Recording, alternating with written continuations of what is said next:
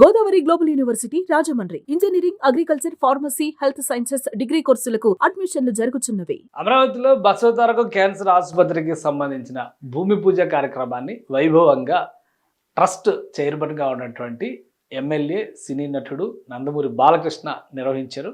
అమరావతి ప్రాంతంలో cancer treatment కోసం ఒక స్పెషల్ హాస్పిటల్గా దీన్ని తీర్చిదిద్దబోతున్నారు.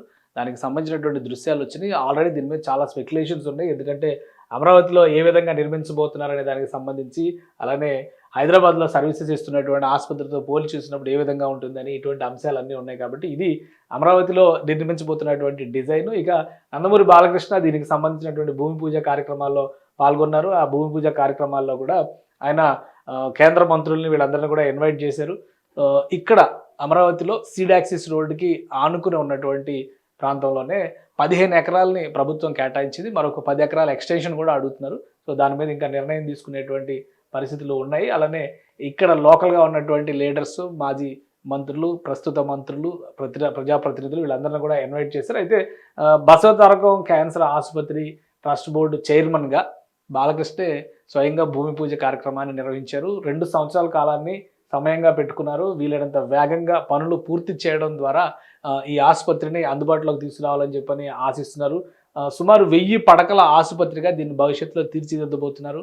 3 దశల్లో దీన్ని డెవలప్ చేస్తారు. ఫస్ట్ ఫేజ్లో తీసుకునేటువంటి నిర్ణయంలో కనీసం 500 పడకల ఆసుపత్రిని డెవలప్ చేయాలనేటువంటి ఆలోచన చేస్తున్నారు. అలానే Basavatarakam cancer institute, research institute కూడా ఉంది. కాబట్టి దానికి సంబంధించినటువంటి విభాగాలు కూడా అమరావతిలో ఏర్పాటు అవుతున్నాయి. ముఖ్యంగా కోస్తా ప్రాంతంలో ఉన్నటువంటి క్యాన్సర్ పేషెంట్స్కి ఇది ఒక వరప్రదాయనిగా మారాలి అనేటువంటి ఆలోచనతో ఈ నిర్ణయం తీసుకున్నట్టుగా ట్రస్ట్ చైర్మన్గా బాలకృష్ణ పదే పదే చెప్తూ వచ్చారు. గతంలో కూడా దీనికి సంబంధించినటువంటి యాక్టివిటీస్ని ముందుకు తీసుకెళ్లేటువంటి క్రమంలో ఆయన అమరావతిలో భూమి పూజ చేసేందుకు సన్నాహాలు చేశారు. అయితే ప్రభుత్వం మారిపోవడం, 2019లో ప్రభుత్వం మారిపోయిన తర్వాత ఈ నిర్మాణ ప్రక్రియ, అసలు అమరావతి ప్రక్రియ వెనక్కిపోయింది. కాబట్టి ఎక్కడా కూడా ఏ ముందడుగు పడలేదు.